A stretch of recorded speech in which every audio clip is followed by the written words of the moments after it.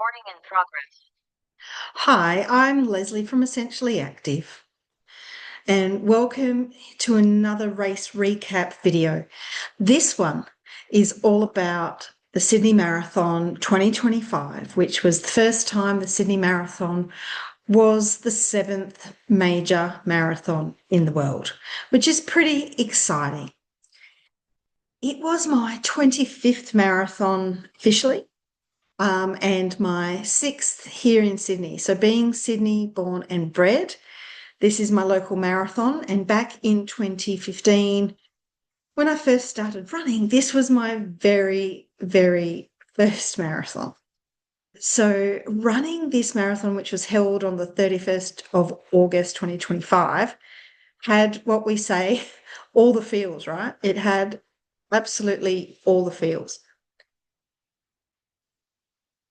Now, often many of you guys know me as a bit more of a trail runner, ultra runner, etc. But marathons were in fact my first love. And so literally back in 2015, and so I completed my first Sydney marathon in 5 hours and 45 minutes. But during 2015, I had this feeling when I was running. Was running around Centennial Park at the time. And at the time, it wasn't a lap. It was you went into the park and in and out and around. We also started with Mrs. Macquarie's chair first. Yeah, so lots of different iterations of the course. Now, about this 35K mark, I had this feeling come over me. It was like, I love the marathon. Was I hurting? Absolutely. Was it hard? Yeah. It was raining at this point too, I think back in 2015. But I'm like, I love the marathon and I want to run Boston. These were the thoughts in my head when I was running my first marathon. Now, I know this is a little bit weird, but I'm known for being a little bit weird. A lot of people, when they're running their first marathon, will have thoughts like never again. And then a little bit like childbirth, after pain wears off, they sign up for another. If you're in that boat, go for it. Whereas me, I was like, oh, I want to run more marathons. I love the marathon. This is my favorite running distance. And when I finished my first marathon, I signed up for another just a few months later. It's like, how many of these can I do? And I was able to run Boston back in 2017, just a couple of years later, because there was a charity team opportunity when it came to 261's Fearless, which is Catherine Switzer's charity. And for those of you that are totally into marathons, you will know that she was the first woman to officially run the Boston Marathon, although Bobby Gibb did run it before her. But being able to go to Boston and run it on such a special occasion and meet so many wonderful people, it has, and probably in many respects, still is the highlight of my marathon running career. I've run a bunch since. Not loved all of them. I've paced some. I've hated others. But the marathon still holds a very special place in my heart. So, of course, when I had the opportunity to enter the ballot for Sydney 2025, our inaugural year of the major, it's like, absolutely, legends, I need to do this. And I got in. And despite having all of my other trail running goals around for this year, I was able to carve out some space to have some dedicated training to the marathon again, which that was really cool. It was cool because I was able to put my body through the suffering of pounding the pavement. I had to get that mental strength to train on footpath and on roads where I didn't necessarily have the beauty of being out in nature and all of those benefits. So I persevered. Was it ideal training for the marathon? Nope. Was it the best in the time frame I had? Yep.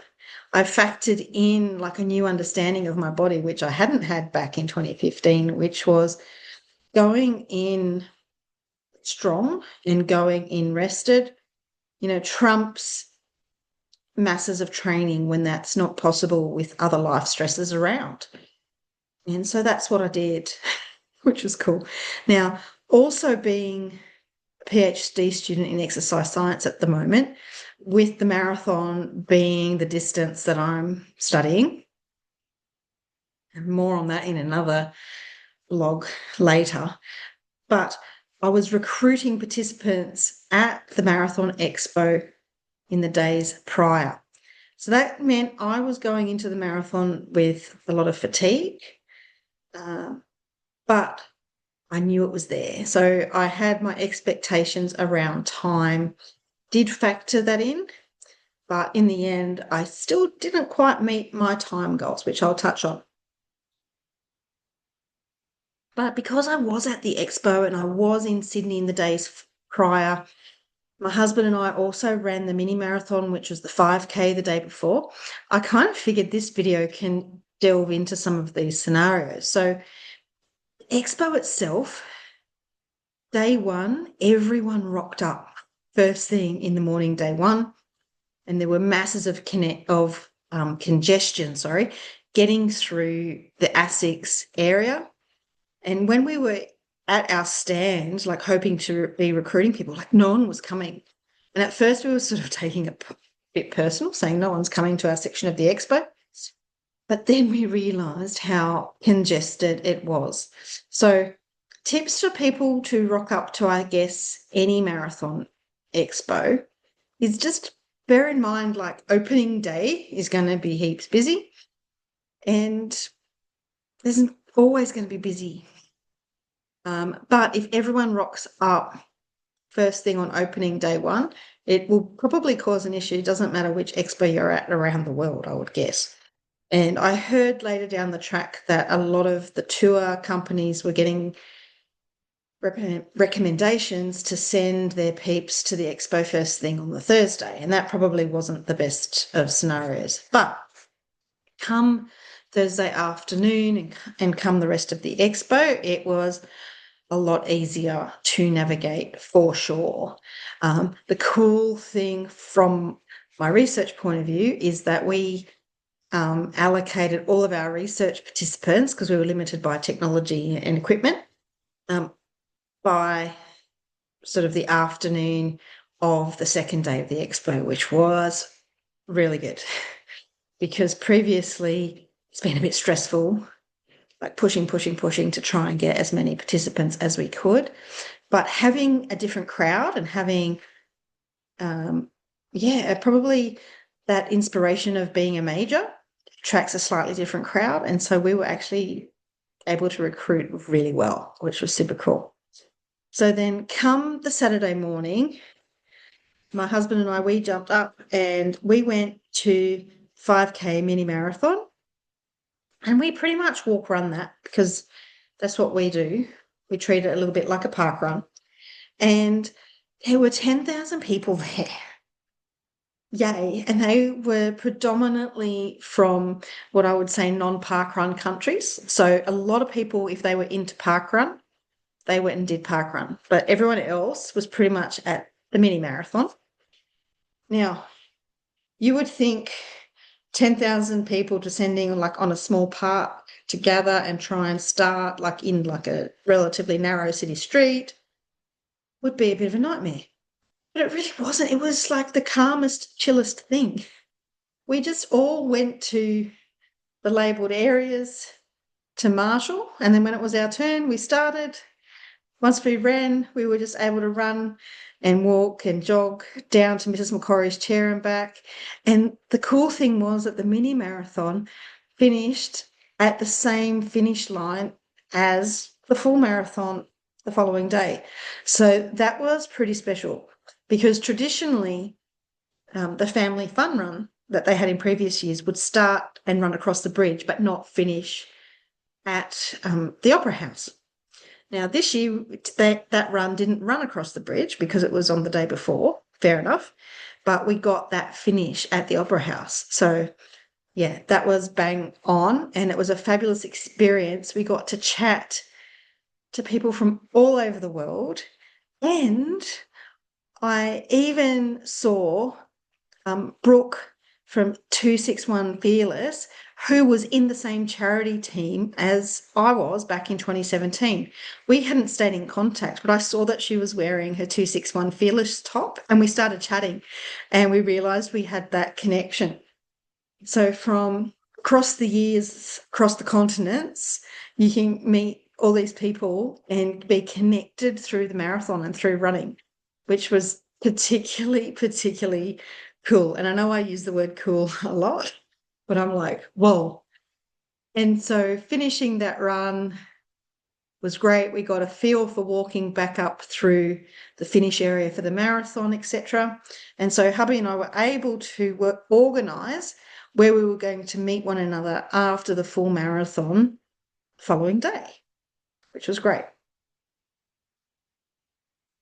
Because that's the thing, like when you've got people coming and cheering and supporting, you want to have places where you know that you're going to see each other and meet up. Because with so many people, sometimes cell phone towers get congested and things just you might run out of battery on your phones, etc. So being organised in advance takes a lot of stress out of things, and that absolutely worked come marathon day. So marathon day, again, it was super easy to get to the start line. So I'd been staying in the city and jumped on the metro, got to my relevant stations, which for me was Crow's Nest, because I was in the green group that was starting, group 3, green. And so that meant we went to Crow's Nest. It was maybe a kilometre walk from the station, but you were never at any point lost. You were never at any point even stressed about getting to the start line, because even though there were much more people that we're used to in Sydney for a running event, it just flowed. Everyone flowed, and no one was concerned. Everyone was just so chill and relaxed.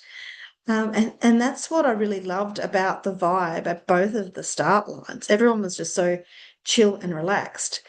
They were also managing people entering into the different areas around the start in waves. So there was a bit of a delay in getting access to the bathrooms. I do think probably London does it a fraction better, but then where they start, there's actually a bit more space than where we start Sydney Marathon. So you've got to kind of take those factors into consideration. But by managing the flow of people, it meant that there was actually room at every stage. Again, everyone stayed super calm. For me, when I was waiting to get into the marshalling area, I saw people I knew, and we were just able to chat, and we took selfies and things like that, which was fabulous.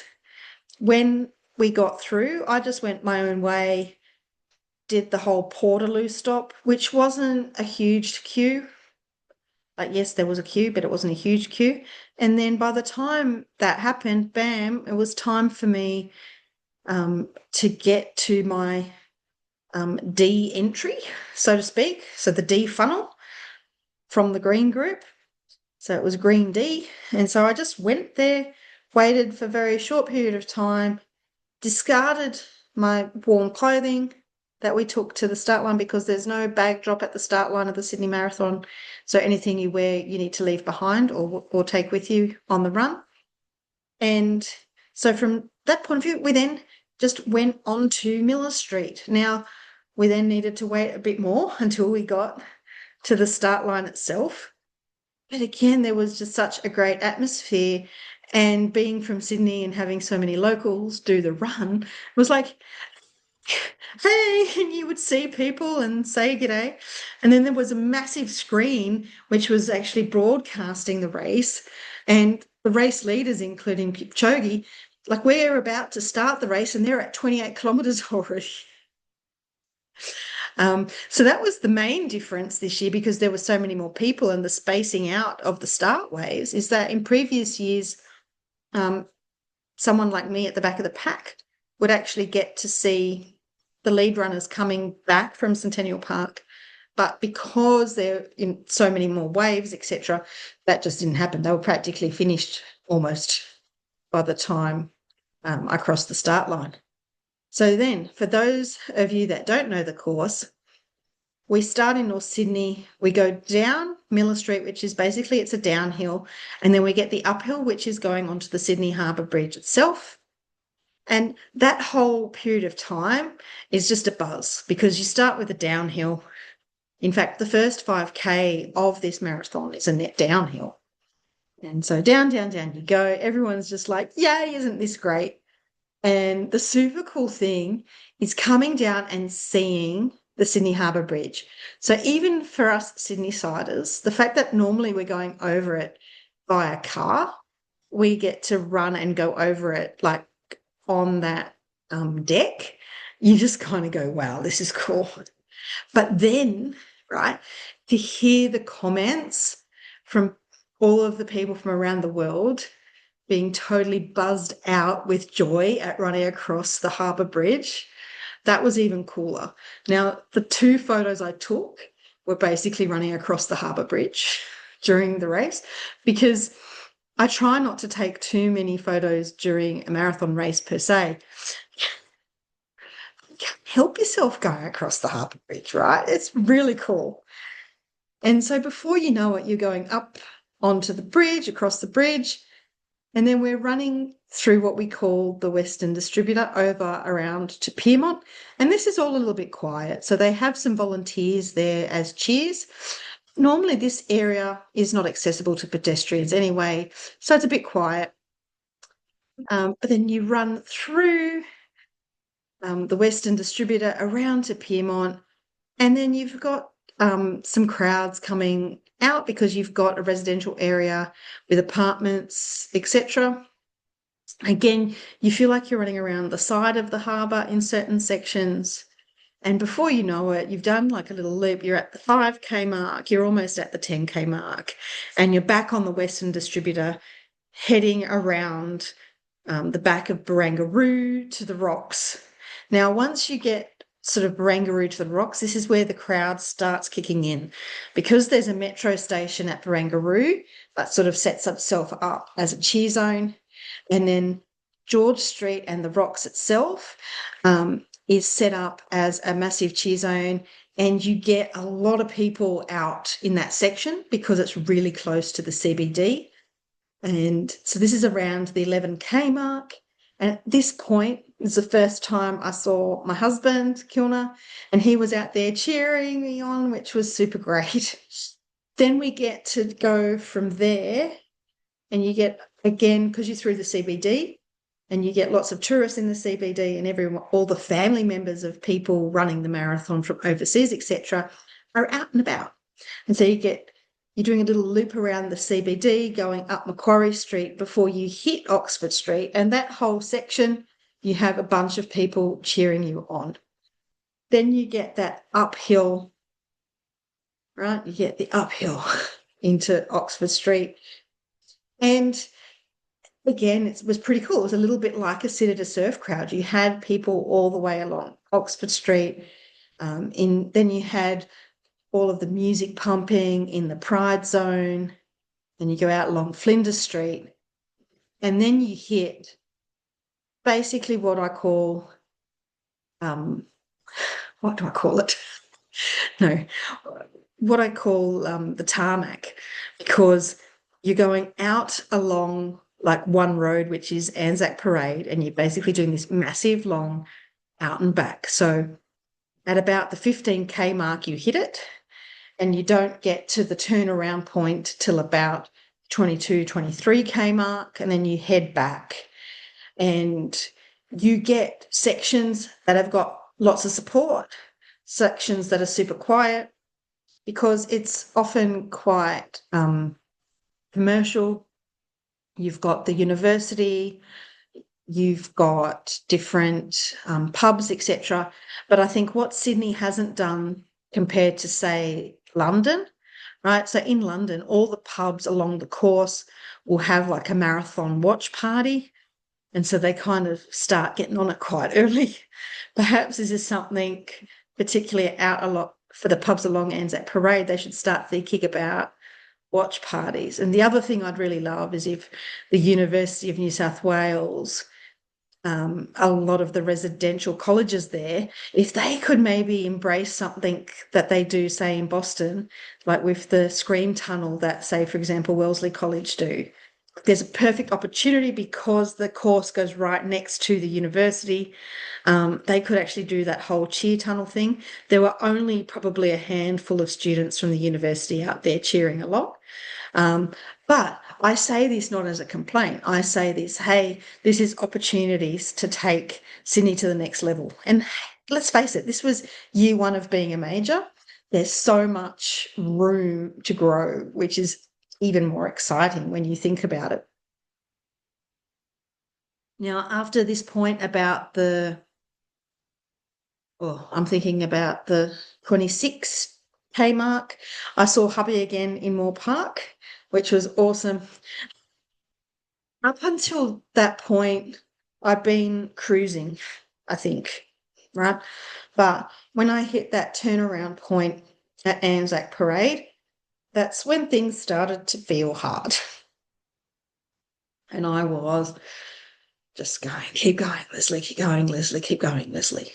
So my strategy was to run, but walk through the aid stations or through the water stops because I still have not mastered the ability of running and drinking. And so I was walking through the water stops, and I guess by that point, I was really walking through the water stops. I was taking that extra bit of time to walk.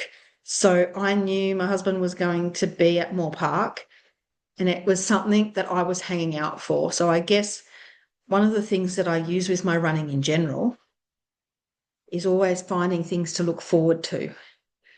And in this case, I was looking forward to seeing my husband, which was great. So when I did see him, I ran over and I had a hug and I gave him a kiss because I kind of needed it.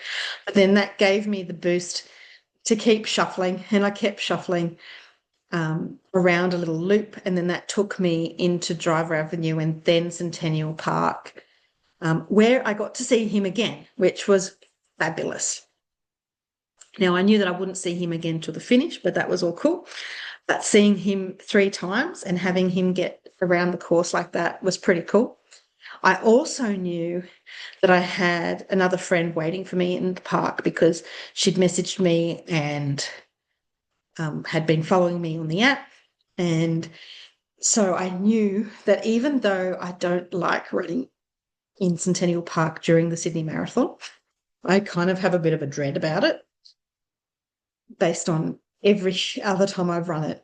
But I knew that she was going to be there, so that was super cool, having something to look forward to. It also meant that we hit that 30K mark. When you hit that 30K mark, you know it's the tough time, usually somewhere between 30 and 35, it feels tough. But it also means that not only are you past halfway, like you're way past halfway, like feels like a little bit more like the home stretch. The other awesome part is by the time I got round the other side of Centennial Park, it was going to be 33K, which meant single digits. And that is something I look forward to whenever I run a marathon. Now, going into and hitting that 30K mark in Centennial Park, everyone was still mostly running at this point. Vibes were high because we'd gotten into the park, there was shade, and there wasn't so much shade along Anzac Parade. Again, I knew I was looking out for my friend, and I saw her, I think, probably around that 32K mark. And again, I went in for another hug. Now, at this point, I started to look around, and that even though I was hurting, I was making myself shuffle, my shuffle run. I was hurting because I was noticing at this point that my muscle fatigue was super high. And because my muscle fatigue was super high, I wasn't able to lift my leg, my stride shortened, my pace dropped, all of that. But I was looking around and lots of people by that point were starting to walk. And so I thought, okay, Leslie, if you can still shuffle, this is a good thing. And the thing that was going through my head before I even got to the 33K mark is like, it's not that far now to Oxford Street, and Oxford Street on the way back is a nice downhill. I'm like, you just need to get to Oxford Street and get to the downhill. And even though I knew it was still probably another 2 or 3 Ks out, it was something to look forward to. And then when we got to the 33K mark, I'm like yelling out around me going, hey guys, it's single digits. How cool is that? I got smiles out of some people, not out of everyone. There are a few people deep in the pain cave, I can say at that point. Whilst I was hurting, I was hanging in there. I get into Driver Avenue though, and being out of that shady environment of the park, I started to feel it. I walked way too long after that next water stop. I was feeling hot, I was feeling tired, and I was down in the dumps, I guess, for that little period of time. Every little uphill felt like I was climbing a mountain. And even though I'm an ultra runner and I know what climbing mountains really feels like, emotionally, mentally, it felt like a mountain.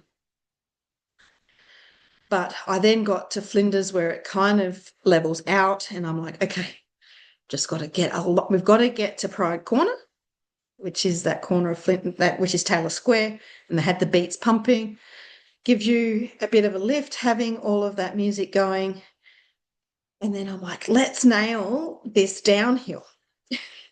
Now, at this point, I'd been doing like 7 minutes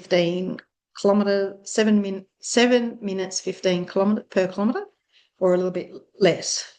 And particularly in those sections where I've been working, obviously, it had dragged out where I'd walked a little bit more than planned. But I decided that I was going to give this downhill a crack. And I got to Oxford Street, and what they say here in Australia is I fanged it. I fanged it down. I was doing like 6-minute cracks. And I was feeling good. Awesome. So I got down to the bottom of Oxford Street super quick in the scheme of things. Then I start going down College Street. Again, that's a bit more of a downhill. All good. And then I knew that turning onto Art Gallery Road, there would be the Sydney Striders cheer tent. Again, all good. I was shuffling along. It was hurting, but I was still shuffling. Then I get the downhill into Mrs. Macquarie's chair. My left glute starts cramping the heck out of itself, and I could not keep my running up. So I was able to get down the downhill part, but then when there's a slight uphill section of it, even though there was like a photographer and I'm like, Leslie, run, I just couldn't do it. I just kept cramping. And so I'm hobbling down to the bottom of Mrs. Macquarie's chair. And then I'm hobbling on the way back up. I saw a bathroom, and there were a couple of bathroom stops, and this was one of them. And then after that, I happened to see another Sydney Striders runner who was also suffering from cramps. And in our shared challenge of cramping, we managed to get to the top of Art Gallery Road. And I saw a flag, and I said, hey, I'm going to start running from that flag because I'm going to try and shuffle, because we know that it's so close by that point, because we're so close. At this point, we're at 41 kilometres in. So we're so close to the end of the marathon. We just needed to get to Macquarie Street, then it was downhill, then it was the Opera House. So I started shuffling, and even though I was getting some slight cramps at this point, I was able to shuffle. But unfortunately, my fellow strider wasn't able to. He's like, you go. And so I did. And I was able to shuffle to the final water stop, and I did take on a little bit of water. And then down Macquarie Street I went. In previous years, I was really able to give it everything going down Macquarie Street, a little bit like how I did on Oxford Street, but my cramping wouldn't allow it. I had to really hold back, which was disappointing. So I had set a goal for a sub 5 because I kind of felt that was where I was at. However, what really pulled my plans apart, or unraveled my plans, for want of a better way to say, was when coming out of Driver Avenue, I really lost the will to run a little bit, and I walked a bit more out of those aid stations than I should have. And I knew by that point that I would potentially have to push too hard coming out of Mrs. McCorry's chair to hit that sub-5. But it wasn't out of reach. When I was able to hit the 6-minute kilometres going down Oxford Street, I was feeling pretty good. But then when I wasn't able to maintain that the whole way down to bottom of Mrs. McCorry's chair, it was about self-preservation. And let's face it, when we're cramping, there's not a heck of a lot that we can do. Now, cramping was a new thing for me. I don't cramp during any of my races. I've never done that before. So it was a new thing. No real reasoning behind that. I've got some ideas, but that's more around things to do with female hormones, etc., and different periods in the month. But aside from that, I pretty much did my best. When I say pretty much did my best, is that ultimately I couldn't have gone any faster at any point. And on reflection, like, I ran down, I crossed that finish line, and I was so relieved. I saw my husband at the finish line. It was so cool. And then I was able to chat to lots of other striders running friends and other running friends. And it was, again, really special. The people that I ran into, literally, like before, after, and during, and I was able to have conversations with. Because a big part of the reason why I run marathons is about the connection. Like, I want to show people that doing hard things is okay, right? Doing hard things is not only possible, but it doesn't always have to be rainbows and unicorns. Like, I'm not doing marathons to be perfect. I'm doing them to experience life, which is pretty special. And when I can engage and meet up with these people, this is a little bit about my mission in life and having those conversations. And even just, for example, walking back through the finisher area and over the bridge to get to Macquarie Street to meet up with my husband. I meet a lady that had run Sydney she's from London, so she'd run a bunch of the majors, and she was describing the course, describing her challenges, and just having that connection. I mean, I may never see her again in my life, but we were really able to connect in that moment. And that's what makes running a world marathon major so special, because it's not that I would never connect with people in the Sydney Marathon previously, but it became all about, like, me and the people I knew. Whereas this marathon was, yes, there were people I knew, but then there were the people I met. Then there were the people that I hadn't seen in 8 years. And yes, I'm calling out the people that I met in Boston 2017, came to Sydney to run Sydney as a major. And then we caught up for dinner afterwards and spent the whole night chatting as if we were best friends and just had the best time, like talking and laughing. So Sydney as a major is pretty special. I had a fabulous time, and I also felt like I gave it my all. Right? And the reason I know I gave it my all is that in the days after, like, my legs, they were buggered, right? I had given it all my all. I also had, like, my heart rate variability impact. I just know that I'd given all the energy I could. The other thing is that you learn something from every marathon. Not only is it an experience, but I think you learn something about yourself. And for me, I've learned that all my trail running has given me a fabulous base from a cardio perspective, but I know that my muscular strength has the potential to let me down. And so I learned that. And so I've got, a key learning moving forward as I chase my next race, my next goal going forward. So that was my experience of the Sydney Marathon being a major. Highly recommend. I will definitely be trying to get a spot in the ballot next year. And if not, I will likely try and get a charity entry because Sydney, yeah, you did good. You did good. See ya.